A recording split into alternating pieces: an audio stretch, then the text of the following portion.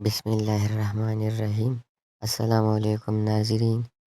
ایک عورت سڑک پر ایک آدمی کے پاس آتی ہے اور کہتی ہے، معاف کیجیے جناب، میں ایک چھوٹا سا سروے کر رہی ہوں، کیا میں آپ سے کچھ سوال کر سکتی ہوں؟ آدمی: جی بالکل۔ عورت فرض کرے کہ آپ بس میں بیٹھے ہیں اور ایک خاتون بس میں سوار ہوئی اور اس کے پاس سیٹ دستیاب نہیں ہے، کیا آپ اس کے لیے اپنی سیٹ چھوڑ دیں گے؟ آدمی: نہیں۔ اس عورت نے اپنے پاس موجود پیپر پر نظر دوڑاتے ہوئے بے ادب کے خانے پر ٹک کرتے ہوئے دوسرا سوال کیا، اگر بس میں سوار خاتون حاملہ ہو تو کیا آپ اپنی سیٹ چھوڑ دیتے؟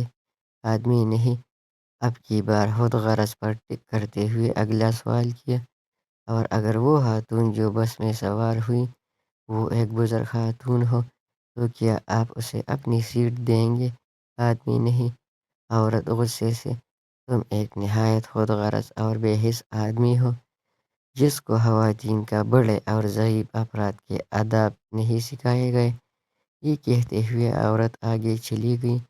پاس کھڑے دوسرا آدمی جو یہ بات چیت سن رہا تھا اس بندے سے پوچھتا ہے کہ اس عورت نے تمہیں اتنی باتیں سنائی، تم نے کوئی جواب کیوں نہیں دیا؟